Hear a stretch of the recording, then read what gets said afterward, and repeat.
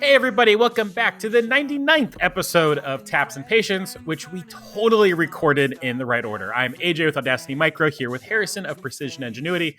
And just a heads up to everybody, this might be a slightly shorter episode than normal because I'm getting a new mill tomorrow morning and I'm totally Woohoo! unprepared for it. Oh man, so you got to rearrange the whole shop, or Yeah, about sometime yesterday, it hit the point where like things were getting kind of neater and more organized, and I was getting rid of junk, and that was good. But then like yesterday, like the end of the day, things were just in disarray, and like stuff was everywhere because I'm starting to like move stuff out of the way and get stuff ready. I haven't moved the Haas yet because I need it. yep. I'm running behind on some parts at the moment that have been a little bit more difficult than I was hoping, and I don't want to move it until I'm done with these parts because they required a lot of dialing. These parts are like plus or minus one everywhere, and they've taken me quite a few attempts, and I need 50 of them. So Ooh, that's a lot. yeah, And especially at plus or minus one on all the with features. and with the spindle that's probably limping along a little bit. Now, to be fair, these parts are like they're probably a millimeter thick. It's about 40 thou, and they're Okay, very small. so They're like that's probably not affecting it. Yeah, exactly. It doesn't have any issues on parts like these. They're like 2 millimeters by 4 millimeters and a millimeter thick. And they like to eject themselves from my machine. That was like the first half of trying to get this to work was to keep them from ejecting themselves. Because even with super glue, there's not a ton of square millimeters to keep them glued down. Are And then on are these top of that, I'm fighting tolerances. is that a part that you can use a slitting saw and do it in one op, or is there features on multiple sides that you can't do that with? Maybe. The reason I'm doing them this way is because I can start with pre-ground material. Okay, so So that there's a takes tight parallelism call out. and flatness, yeah. Gotcha, So it's all plus or minus one, basically. gotcha. And Okay. then there's also like basically some stair steps in it and a couple pockets. Could you do it from one side with it being glued down? If you had a bigger sheet of it, could you do like a bunch of small parts out of one sheet type That's deal? what I'm doing, Oh, okay. And that's how and they're ejecting out. that's how they're ejecting out. Okay, I can follow you now. And the last couple days, like I've I've gone, oh, it's a long cycle time part. I'll just start one and then come back. And, it's like an hour cycle time, but because I've been doing like other things and there's been people in and out of my shop and like my dad's been here helping stuff, like, I'll start it for an hour, then I'll come back like 2 hours later and then I'll go, oh, look, all the parts are gone. And so then I'll, try one tweak and then I'll come back 2 hours later. And so like I'm not fully paying attention to them and I just can't do that on these parts. I have a good idea for you, based off of a Saunders video that I was watching a while ago. What if you I'm assuming these are a square or rectangle, but what Yeah, if they're you milled rectangles. everything out? They're what? They're rectangles. The rectangle. Okay. So what if you milled everything out, like did all your work on the top of it, and then you did two of the sides and you made them all the way go down, and then you took hot glue and you filled in those cavities, and then you came in and did the other two sides. That way you had something holding them in place. So you do all your work, you do your sides, you go back in, you put a pause, you go in, you fill everything with hot glue, and then you machine those last little bit out. That would work. What I ended up settling on was before I was roughing and removing a large portion of the material on the whole sheet and leaving like a 5 thou onion skin, and Mm-hmm. then would go in and do a final contour as like my last step. And it was during that last step where they would fly off. And I kept trying different variations of that to try to get them to stay put, Mm-hmm. but I ended up just leaving the stock there basically the entire time until the very last stop where I just slowly ramped down, Mm-hmm. which ended up actually being both faster and making better looking parts. So, Yeah. Well, and they don't go flying. I would always save the contour as the very last thing to remove them from that material. Yeah, Just as a either way general. I was, but I Oh, was okay. roughing first and leaving an onion skin. And Oh, I got you. for some reason, they were still ejecting. I got you. But then after the contour, I do a deburring operation, which I need to have the outside contour done for, and the parts still need to be there. Yeah. So in that case, then the hot glue method might work because you could go and deburr one side and then go back and do it the other way. Yes, that's true. So the other thing I was doing that made these parts hard, and this was just me being dumb, is when I do these super glue work holding things, I will offset the part up just a little bit to account for the thickness of the glue and tape if I'm using tape. The glue itself, I count on 2 thou, and if I'm using glue and tape, it's 6 thou. And I ran the first part, or the first set of parts, the first ones that I could find when they were done, and it was a little bit too thick. And so I increased the amount that I offset it. And the second batch came out too thick. And so I increased it more. And that was the moment where I realized if you want to make the parts thinner, you subtract from the offset instead of adding to it.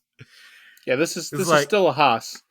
Yeah, and this is just classic AJ not paying attention because he's trying to do too many other things at the same time. And I think it's because I'm using the precision ground stock. I think it's giving me a flatter film of glue for some reason. Or maybe more of it squishing out. I'm not sure. But I think it's because of the precision ground stock. Interesting. So, and I also think that actually may be why I'm having a harder time sticking them, because I think there's less glue in there than there normally is. That could be. So if you look at like the watchmakers who do this stuff, you know, the people who actually know what they're doing, they tend to use the gridded fixtures. And I think this is why. Makes sense. So I guess I know for next time. Fair enough. So with you getting a new machine tomorrow, does that mean that we're going to be able to rip on Tormach again in the future? To rip on them? No, they're off topic or off limits. Only good things. I watched your YouTube video. I think you did a very good job on that. That's why I brought that up. So, yeah. Did you notice I had to post that video twice? I may have ruffled some feathers at Tormach before the machine was even here. I posted it the first time, and in the first version of the video, I had some screenshots of the actual contract. And Tormach was like, I got a call from Norman, and Norman was like, can you please fix this? We don't like this. It's like, oh, I'm sorry. So I took it down and I re-recorded the sections where I showed the screenshots. And I say all the same things, like all the same information is in there, but they did not want the actual contract. And it's like, yeah, okay, I should know better. This was my fault. Yeah. My bad. First video, they're already mad. Yeah, I know, right? But it's like I should have at least waited until the machine was here to make him angry. Yeah, I was gonna say you should have waited to post your first video until you had the machine in your shop. Oh man, no, that was a good video. I hope Tormach takes that video well, because I think in a world where we have people, and I'm gonna pick on Titans of CNC a little bit. You know, bombastic YouTuber. Yeah, the bombastic YouTuber. You know, they put out really good content, and I don't necessarily have anything against them, but I do think that they push things so hard, and they don't convey everything that they're doing to the extent that they probably should. Like, this, I have been paid to do this, and so I am a TV personality telling you to buy this, not a reviewer telling you to buy this type thing. And I think it's easy to get caught up in that hype with them. And so I appreciate whenever I see videos like what you just did. It means a lot. I think it builds a lot of trust in what you're going to actually say about it. Yeah. And that was basically my theory and the reason I did this video. Because if people are guessing if the Tormach was given to me or not, like if it seems like I'm hiding something. And yeah, if I'm hiding that thing, what else am I hiding? Am I lying about the machine? Like, am I Yeah. trying to make it sound better than what it is? It's like Yeah.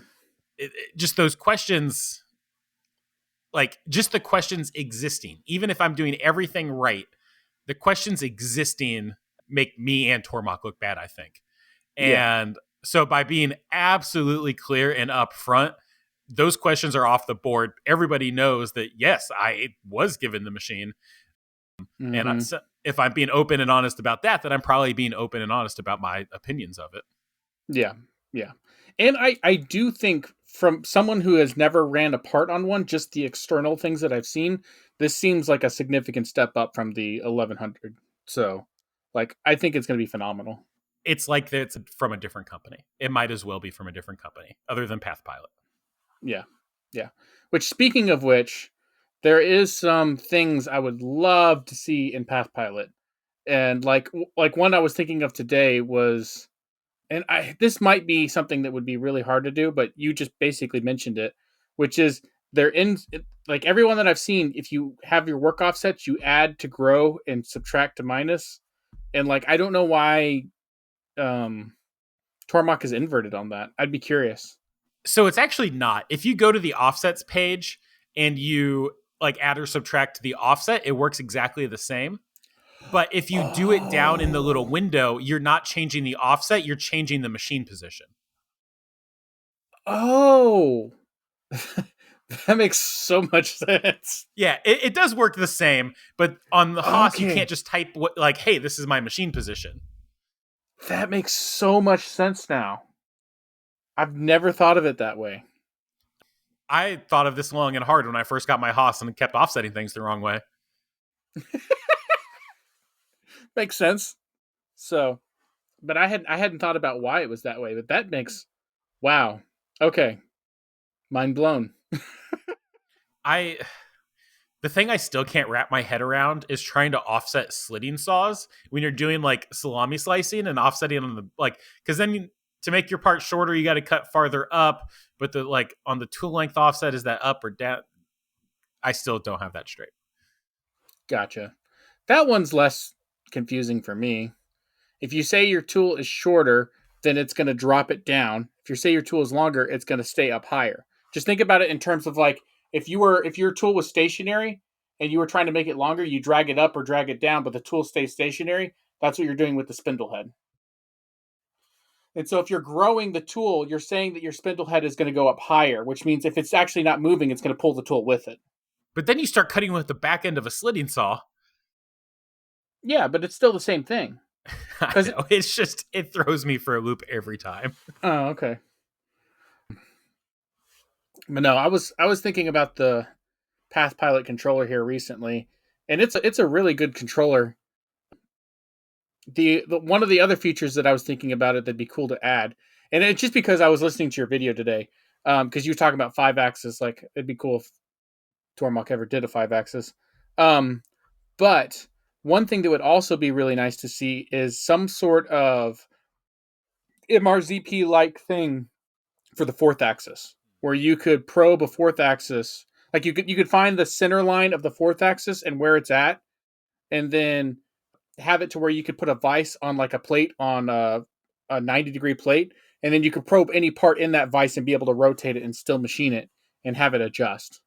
That's probably a ton of work, but that would be sick to see on a Tormach. Because doing everything on center line, from what I remember, sucked, and I still have yet to use my fourth axis on our new machine. Although I do believe we just ordered a Lang plate and uh, four jaw or six jaw chuck from Lang for to be able to hold Lang it. with a through bore. Yeah. Mm-hmm. That was So the title of one of our episodes. Fun fact.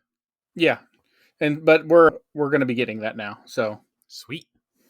but this speaking of this week has honestly sucked for us so far. ever since our earlier than week discussion, like yesterday was a horrible day. Everything that could go wrong went wrong in the shop. So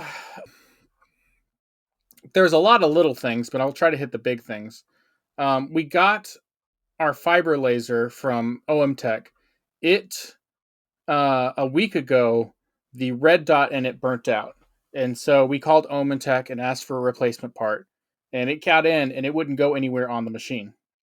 And so we called and got onto the phone with them and found out that our specific machine, because it's a MOPA, the red dot laser is built into the main laser source. And so you have to basically replace that whole unit, which is basically the cost of the machine. And like not long after that, other things started going wrong with it. And it was just a very stressful day dealing with that. And we weren't sure if we were going to have to buy another one, if they were going to give us a credit on it, or what was going to happen. So we were really stressed out with that. Then we got a refrigerator and a microwave for our shop, for the front office. So we have like a little break area and can actually have some food there that we can, instead of having to eat out every day.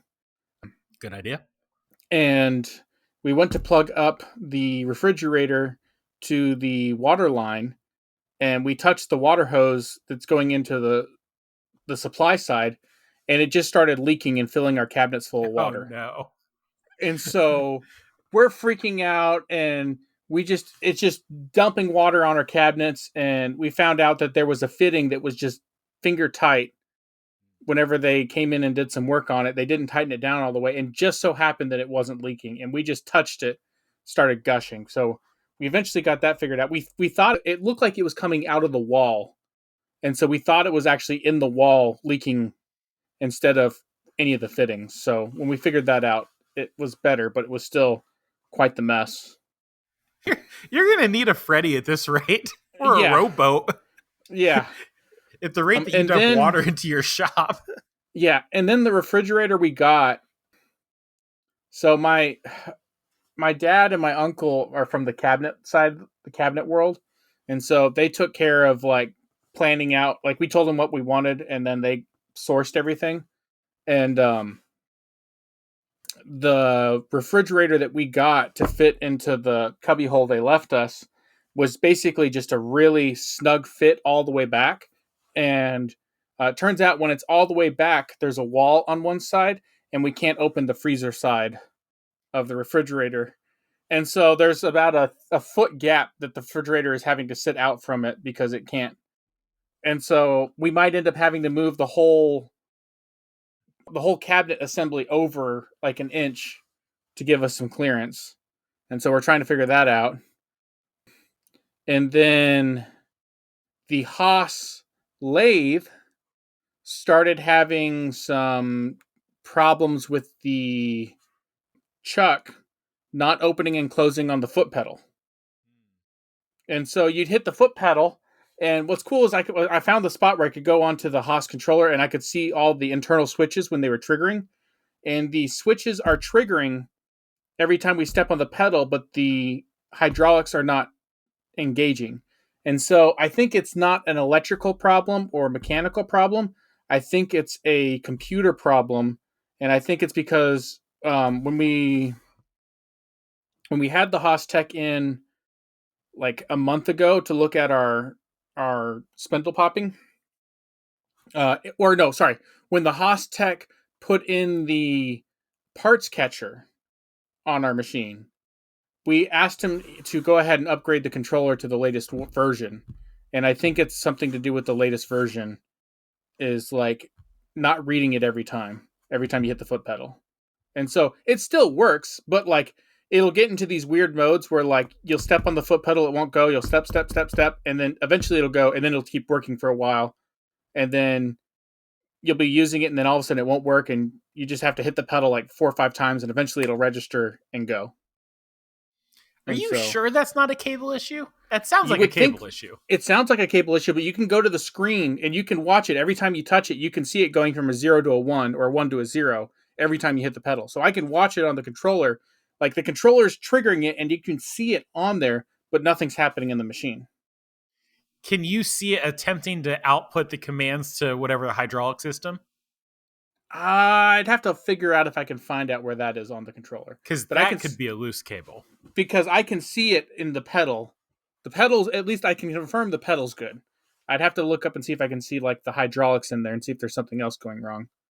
Because theoretically, if the pedal's not going directly to the hydraulics, it would be going to the controller, which would then communicate to the hydraulics. And there's still a connection there. Yeah. Yeah. So that's a good point. I'll see if I can find that out.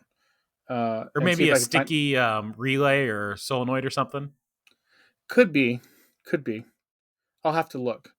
But I mean, it's pretty definitive whenever like it does go. It's not like I see it like going part way and stopping. It's like it's either on or it's off. I haven't seen it like do a middle ground position. I've only seen it like it either doesn't recognize it or recognizes it. And I can actively see when I'm pressing the foot pedal. Like I can watch it sometimes when it's not working and I can see it triggering and showing up on the controller, but nothing's happening in the machine. And I'm pretty sure it has something to do with the stability issue of the latest version, but I could be wrong. Because that's the only thing that's changed in that loop that I think could have caused it. Because changing out a door isn't going to cause that. So, but digging around an electrical cabinet to wire up the parts catcher might. It was only airlines. He was only in the air cabinet. He was just putting in some solenoids. So, but I mean, to your point, there could be other solenoids in there that could be affecting it. So yeah, that's worth looking into. Maybe he loosened a cable. That's a good point. I'll look. Or it was already loose and he just bumped it. Could be. And then to top off my great day at the shop. Was this all one day? This is all one day. Oh man. Like, this is all one day. Like we're just batting 1,000 over here. We had a couple other minor issues. Like every time we turned around, like something was going wrong. And then two things happened after I got off work. I went to work at the university, and we're to the point where I'm now running my students' parts in the machine, and I'm trying to help them walk through it and use the machine. And I'm helping out the first student. I'm like, all right, we're going to do this, this, and this. And we get out the probe, and I'm like, okay, let's probe and find the center of our part. And we go, and it probes 3 sides. And when it gets to the 4th side, it errors out. I'm like, okay, I wasn't watching too closely what happened, but I'm like, okay, you're probably not centered on your part. Let's reset and retry it and, scoot the machine a little bit closer to that side because that looks like that might have been what happened. They go to run it. Nothing. Probe is not registering. Okay. Batteries are dead in the probe. Pull it out. Pull out the batteries. Get new batteries. Put it in. Starts probing. Everything's going fine. Probe it in the first part, and this is an obtuse side, so they're removing the top hat. And so they run the operation that removes the top hat. They go to reprobe to find where the part actually is. And it probes 2 sides of the 4, and then it errors out again. And it starts flashing lights. I'm like, okay. I take the batteries out. I put them back in. Flashing lights. Take the batteries out. Put them back in. Flashing lights. So eventually I finally go and download the Renishaw app to start reading the lights. And I start going through all the sequences. And so, it's flashing, red, green, blue, red, red, green, blue, blue, blue, and so on. And I finally get down to the very end, and it gets to the very end. It says, this error message, if you see this error message, try restarting or you're going to have to contact your Renishaw rep. And I'm like, oh, no. And so I mess with it for about, 30 minutes with these students, and it's after hours. There's no one going to be available. And I'm like, well, that's just a fine deal. So I get stressed about that. And then I get home, and my wife, who works at a high school, she had to go fill in for someone for a retreat to a university. They went to a college days, and she was one of the drivers, and they did that over the weekend. And so because of that whole trip, she's also back in school to get her master's degree. She forgot about an assignment that was due yesterday by midnight, and it was a 12-page paper. And she was freaking out, and her laptop started dying on her. Oh, no. And so I ended up buying her a new laptop because she's been complaining about it for like 3 months. And she was stressed out, and there was nothing I could do to help. other than offer up a different computer for her to use. But anyways, it ended with me having to buy her a computer that I was not planning on buying on that day. So I mean, it was just like everywhere I turned, like stuff around me was just falling apart, and it was just like at this point, I'm afraid to look at a wall for fear it's going to fall down. Yeah. So, but today things have like started to come back together. So the laser, it turns out that they're going to actually fully replace it. And so like I was technically out of warranty by a month or two. And so after our long conversation, I called back up there today and I was just like, hey, are you guys going to give me a credit, or, is there anything that we can do? And they're like, we've talked it over with management and we're going to give special approval to go ahead and warranty that one. And I'm like, okay, I wasn't expecting that based off of how things went yesterday. And so like, I was so excited about that. And then the school called and they're like, hey, what's going on with the probe? And I was like, hey, funny story. So I meant to tell you about that, but you guys were, I didn't want to message you at 9:00 at night. So I'm glad you called. They're like, yeah, it's acting up. And I'm like, yeah, I've tried, all these troubleshooting techniques. I explained everything that went on. I was like, I don't think we did anything. And so they're like, okay, well, I gave them some contact info. I was like, hey, I don't have time to call these guys, but, give them a call. He called the Haas service tech and they got a hold of Renishaw. And they're like, well, it's one of two things. It's either your batteries or it's your probe is bad and you have to do the replacement program. It's like, oh, okay. And so the guy who's in charge of that department, he's like, well, I bought these batteries off of Amazon. And I was like, hey, I got some batteries. Try my batteries. And Yep, so counterfeit batteries. they looked identical to his batteries, but the probe started working again. So they were 100% counterfeit batteries. Yep, counterfeit probe batteries are a real thing. And basically, if you buy them off Amazon, they're going to be counterfeit. So get them from McMaster. Yeah, yeah. And Yep, so we that's got a ours thing. through Granger or McMaster. I'm not sure which, but we switched them out, and now that probe's working. So it was just like I went to bed last night, like not being able to sleep, and so far my stress levels today have been like it around like 2:00 this afternoon. Things started like the world started coming back together. So, but That's funny because I've spent the last 4 hours going, oh my gosh, everything's falling apart. I don't know what to do. I have so much to do. yeah, yeah. Well, But on I'm the glad flip your side, day you got a resolution on pretty much everything except the fridge, right?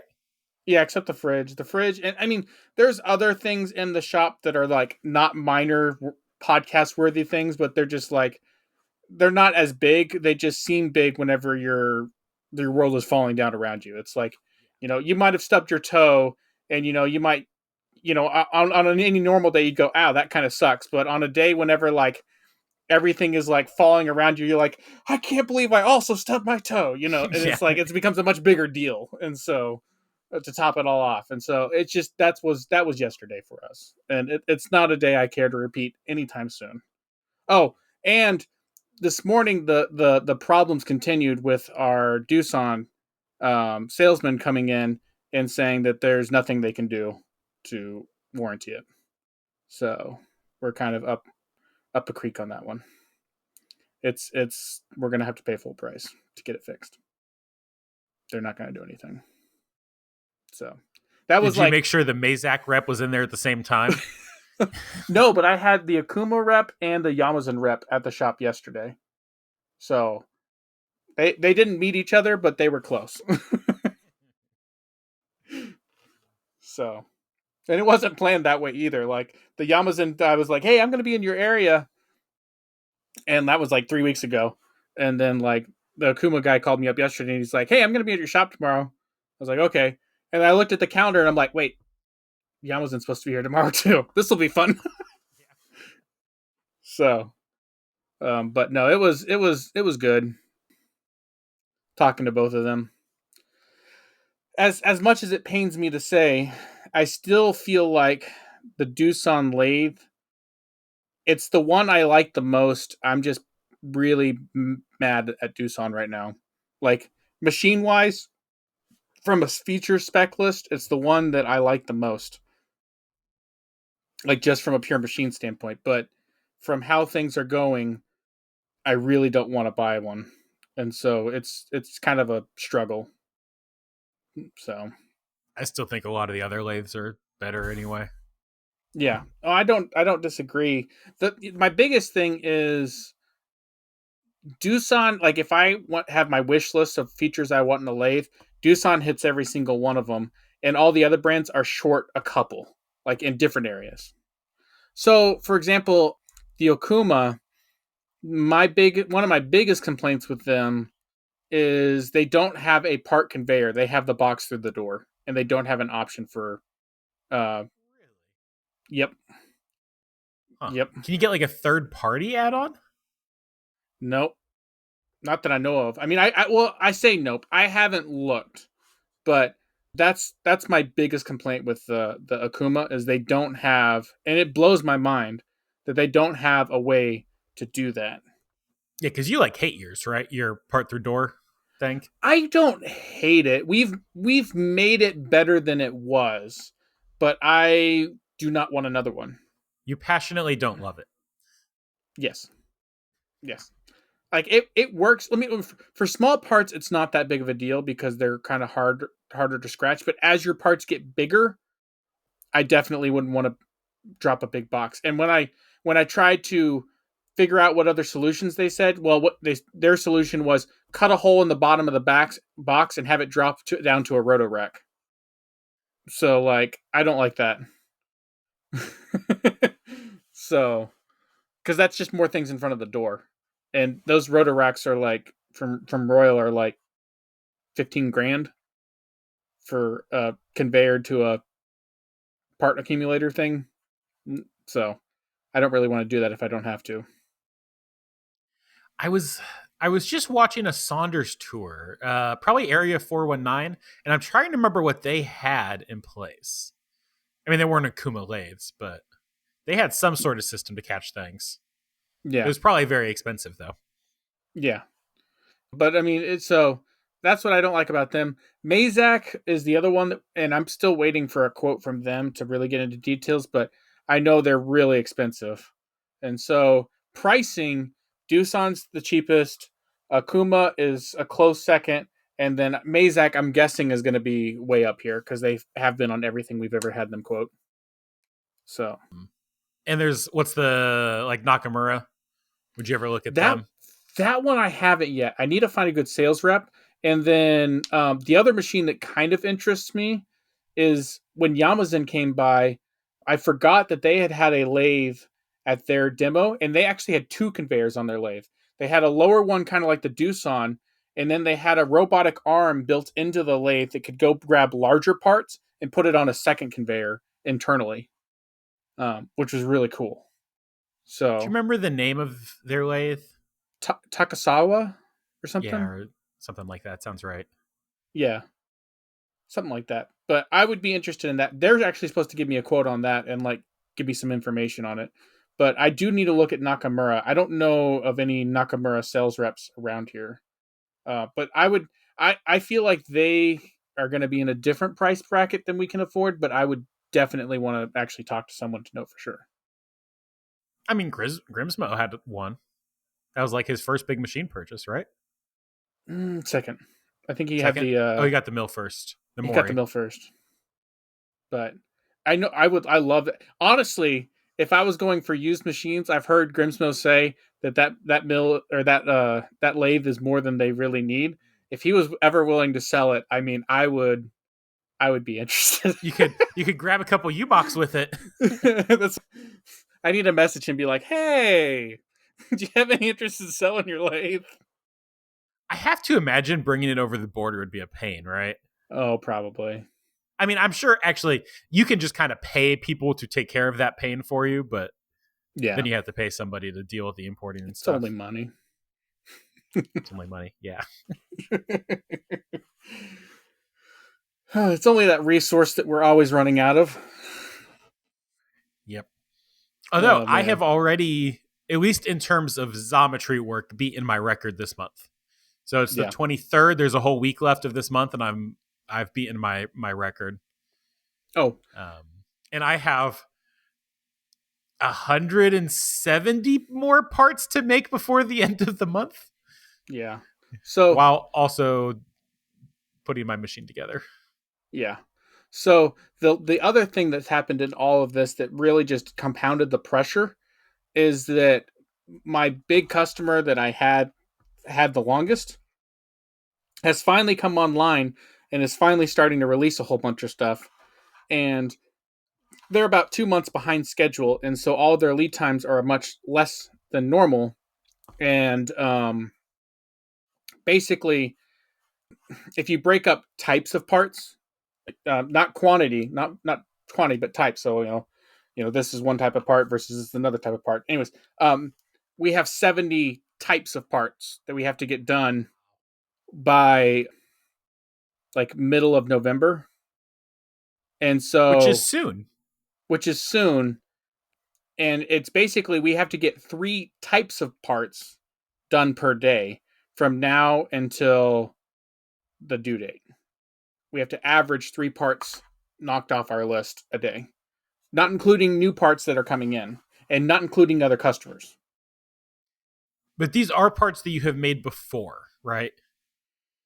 Some of them are. Some of them are because of that other shop that closed down, so we've never seen them. I would say there's more that we haven't seen than we have. So, Fun. yeah, and I'm really like it's funny because whatever you're busy with is like starts to dictate what machine you want next. And Datron.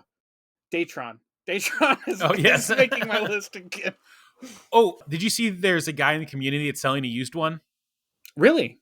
Yeah, I shared it on my stories. It's like MKE machine or something like that. It's somebody we know, and it's a used Datron.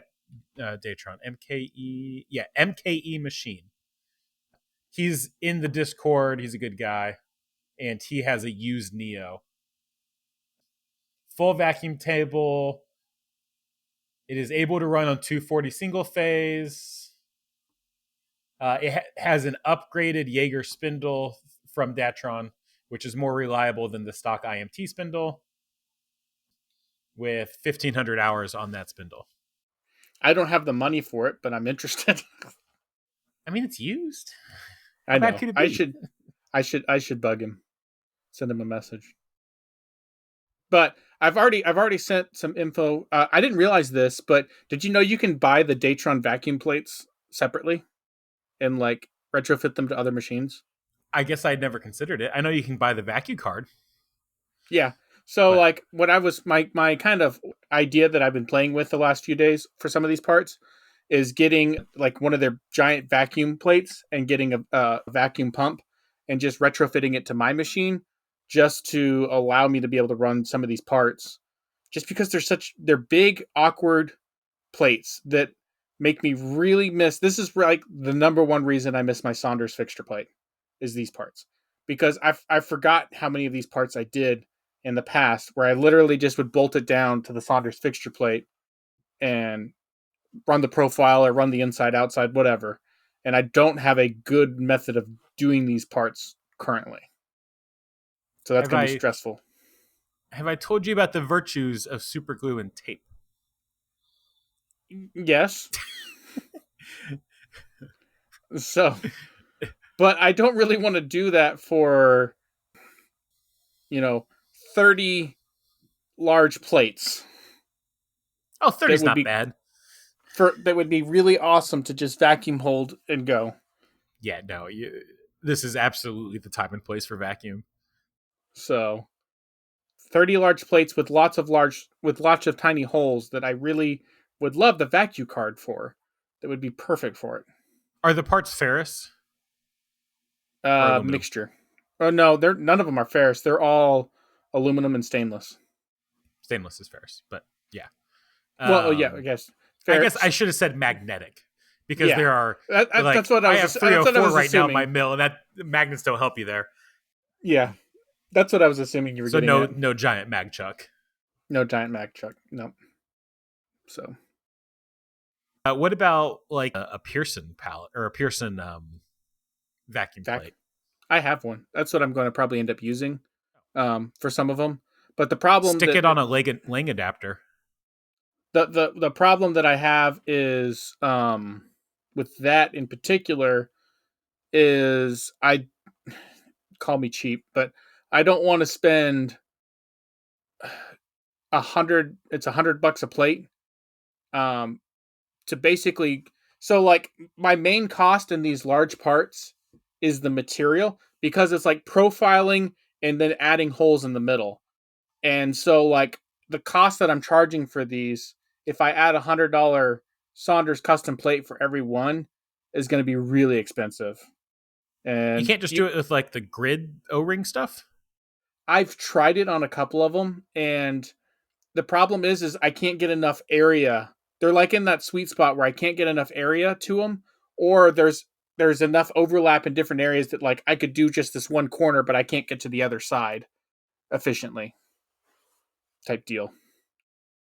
That's my main problem. Like Weston's like, we should make one of those plates that's like half the grid size as what he has, and I'm like, that's honestly not a horrible idea, but um, so we might have to do that. Could you put Lang studs on the bottom of that thing just to But make it quick to pop on and off? what I do currently is I just flip my vice jaws around and I just hold it with my vices. I just clamp onto it on either end. So, because I don't have the only Lang plate I have on my Haas is the one on the fifth axis, and it can't fit on the fifth axis. That's not going to be very helpful. So, the only way I can do it currently is I can either mount the Pearson, the mini pallet that we have, or the mini PPS that we have, or I can just grab onto um, the vacuum on in a vise, and that's what I've done in the past. So for the first time in the history of Audacity Micro or Design the Everything, I own a traditional vise. Wait, what? A normal 6-inch machinist vise, not a self-centering vise, not weird work holding. I own an actual vise for the very first time. You'll have to see how it changes your world. I hope I hate it. If I like it, I'm going to be a little bit frustrated with myself.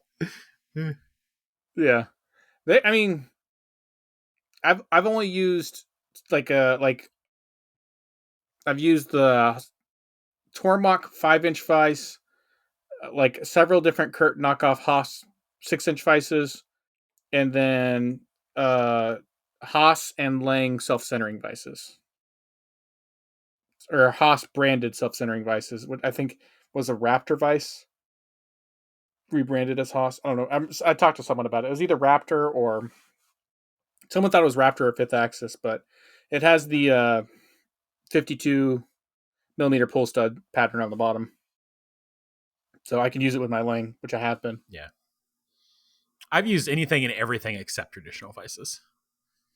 Yeah, but I still wouldn't mind getting one of those flex vices at some point. I have a spare flux vise. Do you like them? I love my flux vise. I have like the Chinese import like self-centering vise that's designed for soft jaws. I use that for lower precision stuff, and then I use my flux vise for anything that's like tighter than plus or minus. Well, pretty much anything tighter than plus or minus 5, because it's a lot more repeatable and has better jaw lift and et cetera, et cetera. Yeah. But I can knock out a whole bunch of soft jaws for the Chinese vise really quick. Yeah. So. Yep. Do the flux vices? Can you get them with like pull studs on the bottom? Does he sell them with that? I bet he would make you one. But no, it's right as it's set up right now, at least the version I have, which actually I have two different vices that are two different versions. They are set up for Saunders plates. Okay. I need to ask him. I think you'd have to make some sort of little adapter plate. I'm going to adapt mine to a Rowa at some point here. Yeah. All of my stuff is slowly going to become a Rowa. That yeah. So But the reason I got this vice with the machine, one is because I don't have the Saunders plate for it, which means like all of my quick, easy go-to work holding isn't gonna work because everything is on a Saunders mountable plate right now. Mm-hmm. And I'm working towards transitioning all of that stuff towards Aroa. Ironically, I've actually been waiting for the Tormach to make the mounting plate for the Aroa system so I can fit that on my my office mill. But so it's like, okay, I just need something to be able to use that machine temporarily in the meantime. And then also on that machine, I plan to start doing some stuff that's a little bit more like traditional, like tutorial type stuff. And specifically, keeping in mind the conversations we had on the Patreon episode with all of the people who are like shop teachers, I want to start doing some projects specifically for shop classes Yeah. and doing a like a walkthrough of how to make the parts, a grading rubric for the parts, and then providing all of the CAD files and everything. Mm-hmm. And I basically those need to be in a 6-inch, traditional 6-inch Kurt style vise. I can't use funky work holding for, what I would expect someone to teach in a shop class. Mm-hmm. Yeah. You need to do the, what is it? The infinity cube? Do you know what I'm talking about? The cube within The a cube within a cube within a cube? Yeah, my plan is to actually make useful things and not useless desk Oh, toys. fair enough. I figured the first thing I would do is like soft jaws. Because like it's something that's useful. It's something that basically everybody makes at least once in their career, and then we could use them on the second part.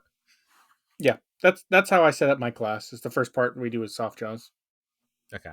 So When I actually get around to like starting to work on that, I'll have to pick your brain a little bit. But yeah. Well, to be fair, you'll have a lot more freedom than I do because people will be self-learning, and so you can pace it and people can go back and rewatch it. In my environment, I get like an hour and a half with these kids, and while that sounds like a lot of time, no, not to between make parts. yeah, between the questions and trying to blitz through how to use the software, and then having to do basically only making like 5 minutes of progression by the time the next class period starts because they've all forgotten what you've taught last time, and you're basically like, okay, who remembers what we did last time? And they're like, bunch of blank stares, and it's like, you guys haven't touched this software since then, and you've forgotten about it because it's been 2 days. So we got to start over. Yeah. So my So plan was to put together something, and I'll probably put it up on our Taps and Patients website, but was to put together resources that teachers like you could use. yeah, Like, I'm not going to be doing like an entire curriculum. I'm not going to be selling anything. Like, just here is a complete project that you can use with your students with everything ready to go. yeah. Drawings, CAD files, the video. You can have your students watch the video before they come in and program it as like homework or whatever. But My the thing that really slows me down is that I'm trying to, and you can take this into account whenever you're teaching. I've liked the Titan videos because that's what we started with, but the problem with the Titan videos is they tell you the information, but they don't necessarily tell you why. And so when I'm teaching these students who have never seen a C machine, let alone know how they work or how to program them, the thing that bogs me down is this is where you get the information. This is why we were running it this way, like going into detail about all the different individual steps. And for it's very tedious, but in the beginning, that's what you need. So that's the hardest thing. And part of the problem is with most of these kids, they're great kids, but they don't have the drive to learn it the way we learn things. They're taking this as a class for credits. 99% of them, when they get out of this, they'll think about it maybe when they're designing something, I hope, but that'd be about it. yeah. I mean, it's not like with us where like if we don't get these parts done, like we may not get to eat a week from now. Yeah, And exactly. so making parts is kind of important to us. Yeah. So motivation is much greater. So, and that's the main problem dealing with kids is in teaching them is that they won't have the same motivation that you would trying to learn that information. So, you'll get maybe one student or two students out of the bunch that like really latch on and like will take the time to really digest that information in between classes, and then the rest of them will just be like, can you show me what to do so I can push the right buttons in the right sequence that make you happy and not tell you why or not know why? It's like, well, then we can just run parts that I've programmed if we're going to do that. Yeah. Congratulations. You're now in machine operator school. Exactly. Button pusher school. Mm-hmm. So, and right, that's the hard part. I need to get going here. This was a short episode that became a normal length episode. It did. But I need to do some frantic rearranging at the last minute to make sure my machine will fit tomorrow. No worries. No worries. And I need to just recover from yesterday. Yeah. Go. Well, guys, this has been a rushed episode, although it really didn't feel rushed. No, it didn't. Which is why it's 52 minutes long instead of the half an hour that I was aiming for. But hey. What can I say? When we get talking, we got a lot to talk about. And yeah. Hopefully people like that. So, guys. They're listening to our podcast. If you don't like hearing us talk, don't listen to our podcast. I guess there's truth to that. But, all I got to say is if you're ever going through a rough time, trust me, we've all been there. And when you stub your toe on a bad day and you go, what the heck? Just know that we've all been there. Oh, man. So this has been Harrison with Precision Ingenuity, signing out with AJ from Audacity Micro. Stay safe and hopefully you have good days.